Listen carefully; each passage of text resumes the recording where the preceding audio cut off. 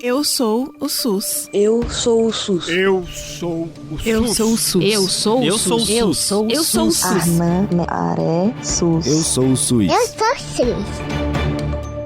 Repórter SUS. O que acontece no seu sistema de saúde?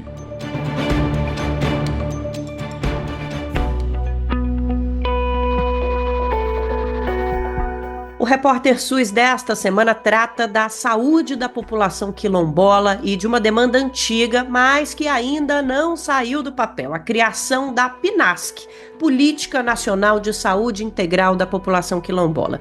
O Ministério da Saúde criou uma consulta pública encerrada no final do mês passado e agora a gente vai entender aqui no Repórter SUS quais são os próximos passos e quais são as urgências para a implementação dessa política. O avanço da elaboração do texto começou em 2023, quando foi realizada a primeira Conferência Livre de Saúde Quilombola e, como resultado desse encontro, há argumentos importantes sobre a necessidade da PNASC, como a distância média de 43 quilômetros de territórios quilombolas para uma unidade de saúde em estados da região norte, por exemplo. Além do fato de que 98% das comunidades estão ameaçadas por disputas fundiárias. Bom, a elaboração da política está amparada por dados do Censo de 2022. Foi a primeira vez que a pesquisa coletou informações sobre a população quilombola. É uma população que tem mais de 1,3 milhão de habitantes, distribuídos e distribuídas em cerca de 7 mil comunidades, mais de 60% estão na região Nordeste. Só que só 500 dessas comunidades contam com algum tipo de regularização territorial, de acordo com a CONAC. Vamos conversar sobre a formulação dessa política, sobre os desafios. Hoje a gente recebe aqui no Repórter SUS o Matheus Brito, que é membro da CONAC, a quem eu agradeço muito a presença. Matheus, obrigada demais, é um prazer ter você aqui. Prazer é todo meu, Nara. Agradeço imensamente o convite, agradeço ao Brasil de Fato, a Fiocruz, ao Repórter SUS, e de fato é um tema muito importante, urgente, que a gente precisa estar cada vez mais se debruçando, debatendo e avançando. Vamos falar sobre a consulta pública, Matheus. Para a elaboração da política, essa consulta foi encerrada no final de março. Mas qual é a expectativa para que esse texto seja finalizado? Porque agora a gente tem um período de compilação das ideias que foram apresentadas. E esse período precisaria ter um prazo para que a gente não fique aqui eternamente na área do debate, né? Você consegue adiantar quais são os principais pontos que o texto deve trazer e quanto tempo a gente tem para finalizar essa proposta? Perfeito. Bom, o processo da consulta pública, ela é uma etapa fundamental para a formulação de qualquer política pública nova, né? Como essa política, a Política Nacional de Saúde Integral da População Quilombola, né? A PNASC-SUS, ela é a primeira política no SUS voltada à população quilombola, então é fundamental a gente cumprir a etapa da consulta pública, né? E essa é a etapa que a sociedade civil, os movimentos sociais, as organizações entram ali com um papel fundamental, muito importante para conseguir elaborar esse texto. Então, colocando as suas contribuições, etc. Então, a consulta pública ela foi realizada ao longo de 45 dias, uma dificuldade imensa que as comunidades quilombolas enfrentaram foi com o manejo da plataforma, né? Então, a plataforma, a plataforma Participa Mais Brasil, né? Você precisa logar através do gov.br. Muitas comunidades têm dificuldade de acesso à internet, então a plataforma é um pouco pesada. Fora todo o trâmite burocrático, a linguagem, a forma de se comunicar, então de fato, muitas comunidades tiveram dificuldade, né, de participar, por conta dessas barreiras tecnológicas. Fizemos uma ampla divulgação, né, então vários jornais divulgaram, veículos de imprensa, os próprios movimentos, pelo próprio WhatsApp, nos grupos das comunidades quilombolas, das associações. Conseguimos, no final das contas, 267 contribuições. Conseguimos também um movimento muito interessante que foi o seguinte: especialmente no Ceará, em Goiás, na Bahia, várias comunidades se auto-organizaram para poder participar da consulta. Então, teve comunidade que escreveu no papel e enviou a foto do papel, Teve comunidade que sentou na reunião da associação, discutiu, e na hora de colocar na consulta, uma pessoa só colocou, mas em nome de toda a comunidade que discutiu, que debateu. Teve comunidade que fez roda de conversa, oficina. Teve outras comunidades que fizeram um Google Forms, né? Enfim, elaboraram um outro instrumento com as mesmas perguntas que fosse mais fácil para as comunidades preencherem, né? De melhor compreensão. E isso já foi enviado, né? Tudo isso já foi enviado para o Ministério da Saúde. E agora, como você falou, Nara, sentar, sistematizar o que veio, né, de contribuição, e essa sistematização vai ser feita, né, juntamente com os representantes da sociedade civil, do movimento quilombola, da CONAC, Conselho Nacional de Saúde, CONAS, CONASEMS, né, os gestores estaduais, municipais. Vai ser feita uma oficina, né, interfederativa, e nessa oficina vai ser debatido o que veio na consulta e o que vai ser absorvido pelo texto, pela minuta da política. A proposta de um eixo importante, estratégico na política de saúde mental é uma questão que apareceu, assim, até porque isso estava no texto anterior, na minuta, ali na parte de atenção integral à saúde, mas aí a demanda de criar estratégias específicas para a saúde mental, ela é, assim, urgente, e isso apareceu bastante. E aí a gente pode ter algumas hipóteses, né? Uma delas você já falou: as comunidades são isoladas dos serviços de saúde. Então, esse dado de uma distância de 43 quilômetros da comunidade até o serviço de saúde, a gente está falando da atenção básica. Se a gente for fazer a distância da comunidade quilombola até um CAPS, por exemplo, ou algum serviço específico de saúde mental, aí eu imagino que a distância ela é bem maior. E os conflitos que as comunidades vivem, isso tem impactos na saúde mental. Então, conflitos fundiários, conflitos por água, conflitos por requerimentos minerários, especulação imobiliária. Tem um relatório publicado pela CONAC, pela Terra de Direitos, que mostra que de 2018 a 2022 foram 32 lideranças que sucumbiram. O caso emblemático de Mãe Bernadette, na Bahia, em Simões Filho.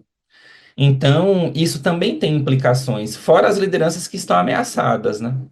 Eu queria falar com você sobre o conflito pela terra, regularização fundiária, que é uma barreira de acesso à saúde, né? O texto da conferência realizada em 2023 destaca que a falta de regularização fundiária é um empecilho para isso.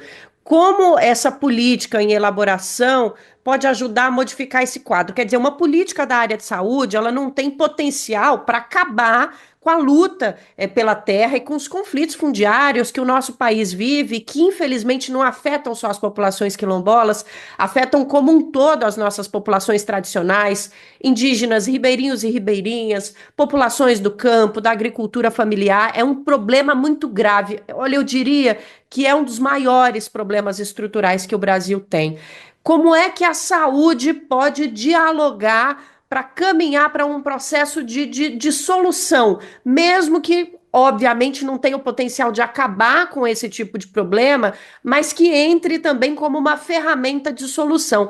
E falar um pouquinho mais também, Matheus, sobre como a falta de regularização fundiária, os conflitos pela terra afetam a saúde, porque muita gente que está nos ouvindo pode não entender essa correlação, mas é uma correlação muito profunda. É difícil manter a saúde quando você está num território em disputa o tempo inteiro e numa disputa tão desigual, né? Como o nosso povo faz, então eu vou contar uma historinha, tá? Porque é uma luta de muitos anos. Então, desde que começou, né, a escravização e a colonização, os quilombos surgiram no Brasil e na América Latina, não só no Brasil.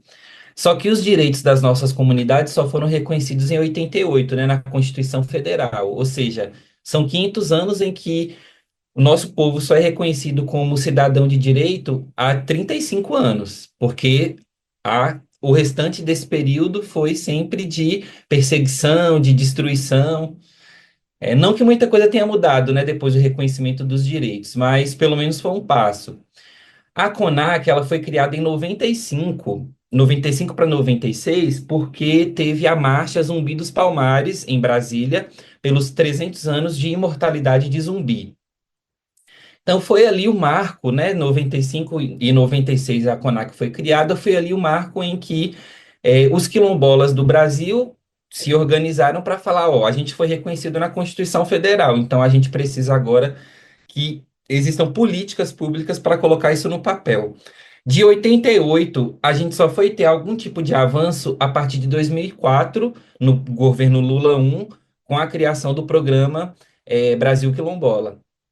E aí, o debate da saúde, ele sempre esteve ali. Eu sou pesquisador também, né? A minha dissertação em saúde coletiva, no Instituto de Saúde Coletiva da UFBA, da Federal da Bahia, justamente se debruçou nesse processo de fazer uma análise documental dos documentos elaborados nos encontros nacionais quilombolas e identificar ali os elementos da saúde, e sempre a saúde está como uma questão importante. Mas não só a saúde de uma forma geral. Desde os primeiros documentos a gente vê que o que os quilombolas pautam? Um financiamento adequado para o SUS, o reconhecimento dos saberes ancestrais das medicinas quilombolas, até porque são 500 anos, o SUS tem 35. Então, a maior parte do tempo foram as medicinas tradicionais que eram a única alternativa. Então, senão a gente não ia estar nem vivo agora. Valorização das trabalhadoras do SUS, principalmente das ACS, agentes comunitárias de saúde. Fortalecimento da atenção primária. Então, são propostas que sempre foram defendidas. Aí, o auge do abandono, o que escancarou o abandono da saúde, foi a pandemia. Na pandemia, as comunidades quilombolas não foram inseridas nos grupos prioritários. E aí a gente teve que ir, né, até o STF para poder, através da ADPF 742, né, obrigar o governo a fazer as ações nas comunidades. Então, tudo isso para dizer que, se a gente não estiver vivo, a gente não vai ter como lutar pela terra. Então, uma coisa está imbricada à outra. Então, a pandemia mostrou, ou a gente luta pela saúde, ou então a gente vai sucumbir. Então, são lutas que estão imbricadas, sobretudo no sentido de que não basta a gente ter acesso ao território. A gente quer ter acesso ao território, mas a gente quer ter acesso ao território e tá bem. O conceito de saúde quilombola o direito de viver o território em comunidade. A comunidade são os vivos e os ancestrais, e o território somos todos nós, todas as vidas.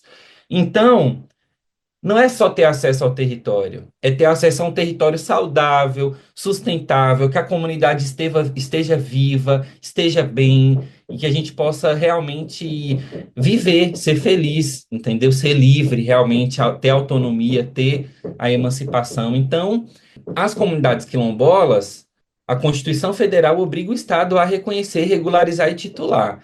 Mas, de lá para cá, apenas cerca de 500 comunidades tiveram algum tipo de regularização. São 7.000 que o censo do IBGE mostrou. Ou seja, se a gente seguir esse mesmo ritmo, a gente vai precisar de mais 2.700 anos para poder titular todas as comunidades. Então, o Estado brasileiro tem uma dívida com essas comunidades, é uma dívida histórica. O que a gente quer é reparação histórica, a luta é por reparação, e a saúde é um ponto fundamental disso. Você que está nos ouvindo, pode estar escutando um barulhinho de fundo aí, uma batida na conversa que a gente está tendo com o Matheus, é porque o Matheus está em campo e você sabe que o repórter SUS vai a campo junto com as fontes para trazer informação para você. Então, como está dando para entender tudo que a gente está falando, a gente vai continuar a nossa conversa, mesmo com esse ruidinho de fundo, não está incomodando, mas a gente sabe que os ouvintes e as ouvintes são atentos, devem estar ouvindo. Só para você saber, a gente vai seguir com a nossa conversa com o Matheus em campo, porque a gente precisa trazer essa informação e fazer esse debate. Vamos voltar para o nosso papo, então? Matheus, você escreve que a saúde quilombola coloca a questão ambiental no centro do debate.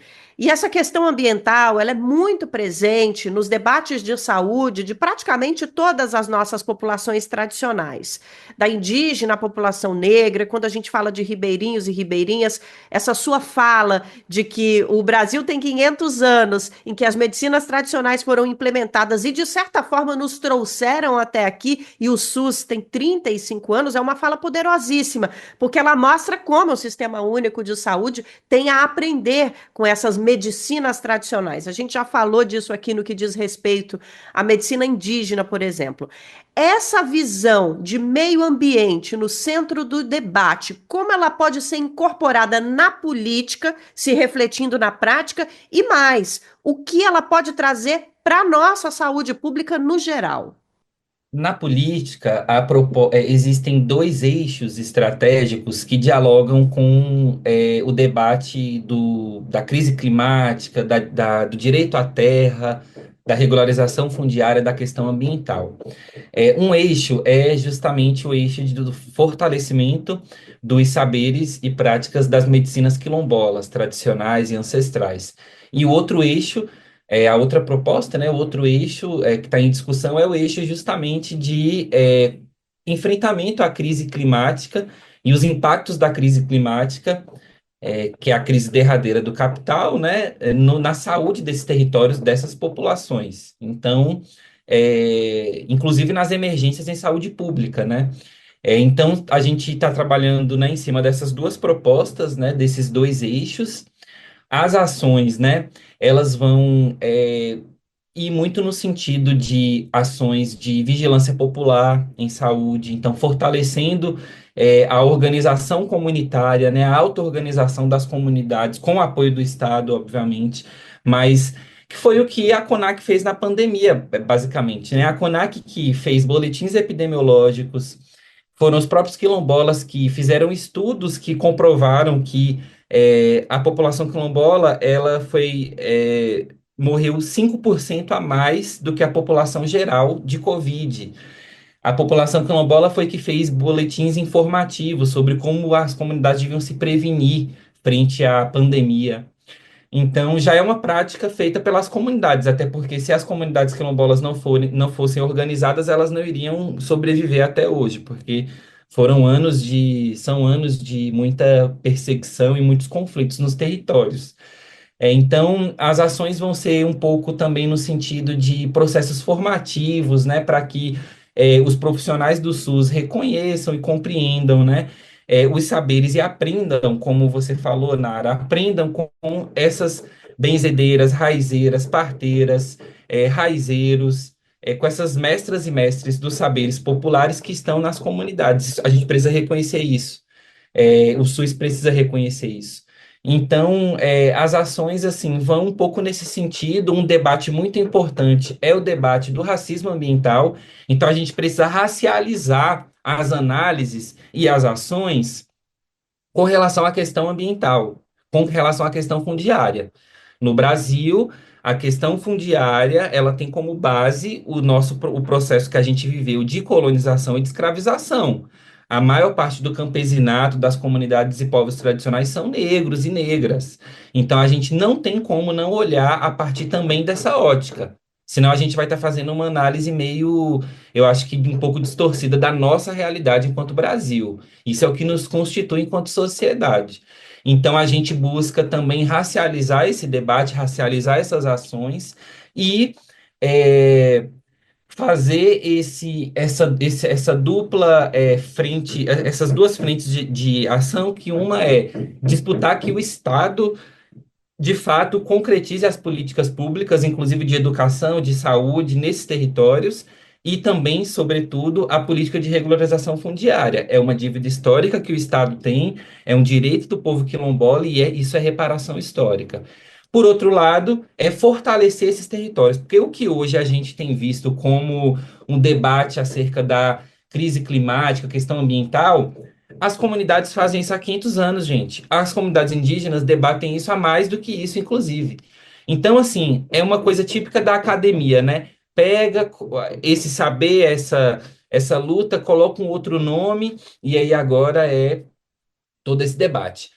Quem está fazendo esse debate há muito tempo são esses territórios, são as comunidades tradicionais, as comunidades dos campos, das florestas, das águas, então, só que com outros nomes, né? Então, o que a gente tem colocado é que não existe justiça climática sem garantia do direito à terra.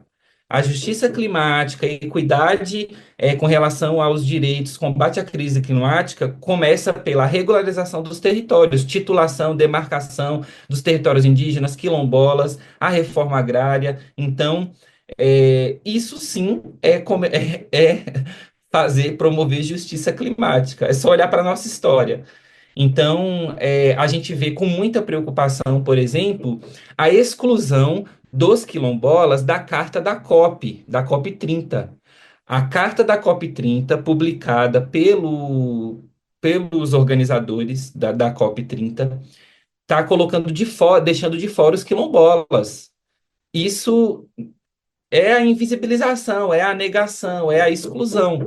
Então, em entrevista recente, né, o presidente da COP 30 até assumiu esse erro, esse equívoco, e colocou que estão, né, realmente estabelecendo os diálogos para corrigir, mas isso é muito sintomático, né? Não tem como a gente fazer um debate sobre crise climática, sobre questão ambiental. Claro, a população indígena tem um papel fundamental nisso, mas a gente sabe que não é só a população indígena, tem outros povos que também exercem papéis fundamentais. Então não é sobre uma coisa ou outra, é sobre a gente estar todo mundo junto mesmo. Juntos somos mais fortes. Então, os afrodescendentes, né, da América Latina, os africanos, as comunidades negras tradicionais, que na linguagem, né, das relações internacionais são chamadas de afrodescendentes, elas têm que ter um papel nesse processo, um papel de protagonismo. Os quilombolas, os palenques, os raizales, os cimarrones, maruns, mainéus, esses povos que são como se fossem os quilombolas dos outros países da América Latina, né? Então, assim, é um pouco disso assim que a gente tem colocado, né? E o debate da saúde, ele é fundamental. Não é qualquer saúde, é uma saúde pública, é um SUS 100% público, fortalecido, com financiamento adequado, porque a gente compreende que o SUS, realmente adentrando essas comunidades, a gente vai ter essas comunidades fortalecidas, inclusive para o processo de regularização. Ou seja, olha, o SUS já está lá. Um último dado que eu queria colocar em estudo recente do ISA, do Instituto Socioambiental, não, perdão, foi do MAP Biomas. O do ISA foi o que mostrou os conflitos em 98% das comunidades. O estudo do MAP Biomas mostrou que, em 34 anos, os territórios quilombolas são aqueles que mais preservaram a vegetação nativa, mais do que qualquer outro território quilombola, mais do que qualquer outro território, de qualquer outro tipo, privado ou territórios indígenas, etc. Os territórios quilombolas preservaram em 34 anos 95% da vegetação nativa. Isso é um trabalho que os quilombolas fazem não só para as comunidades, mas fazem para a gente, para o mundo todo. Para quem está na cidade, para quem não é quilombola, para o mundo todo, entendeu? Manter a floresta de pé, manter as suas tradições, manter a sua sociobiodiversidade. Então, Floresta em Pé é saúde para a população brasileira e os territórios quilombolas são sinônimo de Floresta em Pé. Eu queria trazer um dado bem específico que o censo de 2022 registra. Dos quase 500 territórios quilombolas demarcados, 90% não contam com saneamento básico. A gente fala muito de saneamento básico aqui no Repórter SUS, principalmente porque o Brasil e o mundo estão na reta final para tentar acabar com as doenças negligenciadas, né? As doenças da pobreza, e o saneamento básico tem tudo a ver com a prevalência dessas doenças. Isso leva a uma maior exposição a esses males. Essa é uma questão prevista pela política e mais, Matheus, essas questões da desigualdade, que os territórios quilombolas ainda sofrem muito por elas, estão dentro da política, colocadas ali, porque a desigualdade estrutural no Brasil impacta sobremaneira esses territórios, né? Com certeza. A gente compreende que o SUS, ele, além de ser interfederativo, né, ele precisa, por exemplo, não basta só o Ministério da Saúde querer, né, os municípios dos estados também. Então, a gente precisa ter ali a junção das vontades e das pretensões de forma tripartite. Mas, fora isso, o SUS, ele também tem que ter um papel que é de articulador intersetorialmente, né, com outras frentes, outras instituições. Então, tem coisas que a gente não consegue esgotar na saúde, no sentido do sistema de saúde, né? Ele precisa se apoiar em outras instituições para poder conseguir avançar. Então, o que a gente tem também provocado é que a intersetorialidade ela é muito importante, ela está prevista na política, né? Então, por exemplo, tem sido buscado um diálogo entre a saúde quilombola e a educação escolar quilombola. Ou seja, as escolas quilombolas que estão dentro das comunidades, elas precisam também falar sobre saúde. Elas precisam também serem um espaço em que as comunidades possam também acessar informação. Porque isso é uma grande barreira também, né? Então, a população ter acesso à informação correta sobre saúde, ou sobre os seus direitos, ou sobre o funcionamento do sistema, para que ela possa, a partir disso, acessar. Porque é isso, acessar o sistema, e, enfim. Às vezes não chega nem a informação, gente. As comunidades não sabem nem a informação. Então a gente entende que essa dimensão da formação, da educação, um outro dado muito interessante do IBGE é triste, né? Mas é a taxa de analfabetismo. 19% nas comunidades quilombolas, na população geral é 7%, ou seja, é quase o triplo. Então, essa dimensão do acesso, do empoderamento mesmo dessas comunidades para que elas consigam compreender os seus direitos, os seus deveres e como que a gente consegue acessar, a gente entende que é uma questão muito importante. Então, isso está previsto na política, ações dialogadas com as escolas, né, da educação escolar quilombola, também ações com a FUNASA, né, que é a Fundação Nacional de Saúde, que tem um trabalho histórico com relação à questão do saneamento básico, agora com muitos limites, né, porque ao mesmo tempo que o SUS ele pode dar alguns passos nesse sentido, ele também fica limitado porque não é da governança do próprio sistema, né, isso depende, eu diria assim, de outros ministérios, de outras instituições. Um outro debate fundamental dentro desse processo é o debate do fortalecimento da economia solidária dentro das comunidades, né? Isso também é saúde. Então, o eixo de saúde mental, bem viver, fortalecimento dos territórios saudáveis e sustentáveis, ele também vai abordar, de alguma forma, a dimensão da economia solidária, né? Ou seja, quando a gente fala de saúde mental, o que a gente defende não é uma saúde mental dentro das comunidades quilombolas, que seja manicomial, né? O que a gente defende é uma saúde mental antimanicomial. A gente não defende comunidades terapêuticas, a gente não defende manicômios, a gente quer o cuidado livre e na comunidade.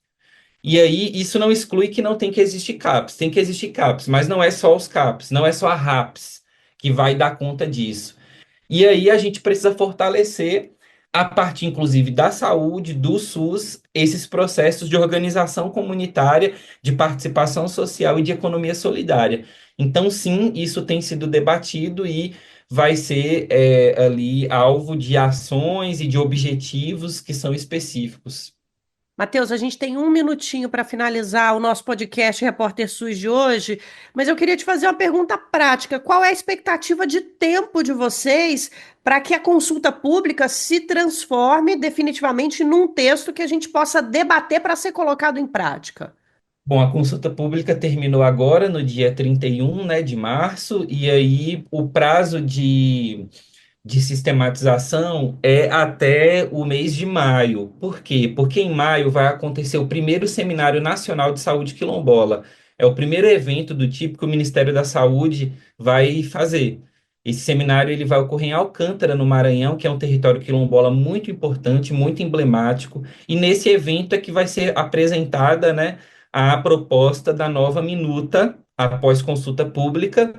E aí, depois disso, ela vai para o plenário do Conselho Nacional de Saúde para ser votada e referendada com uma resolução.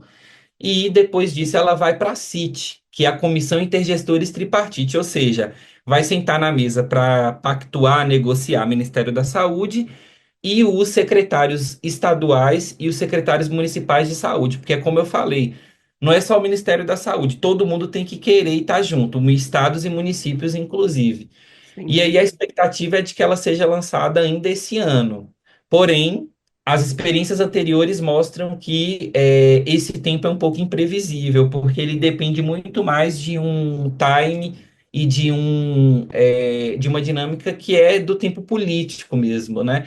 Então, é uma etapa que é um pouco. A gente não tem como bater o martelo com relação à data que ela vai sair, mas os esforços é para que ela saia ainda esse ano, né? Matheus, obrigada demais pela participação aqui no Repórter SUS. Ótima conversa. Valeu, viu? Eu que agradeço, né? A gente segue na luta, né? Enfim, buscando realmente essa concretização dos direitos para o nosso povo, né? Para essa parcela da população que foi quase sempre excluída, marginalizada. Nara, foi uma conversa fenomenal. Agradeço, sigo à disposição e um grande abraço. Saudações quilombolas. Saudações também aqui do Repórter SUS. Obrigada às nossas ouvintes e os nossos ouvintes. O Repórter SUS é uma parceria entre o BDF e a Escola Politécnica de Saúde Joaquim Venâncio da Fiocruz, a nossa Fundação Oswaldo Cruz. Saiba mais em brasildefato.com.br e é psjv.fiocruz.br. Apresentação Nara Lacerda. Na Fiocruz, a produção é de Juliana Passos e no Brasil de Fato de Letícia Holanda. Até semana que vem com mais Repórter SUS.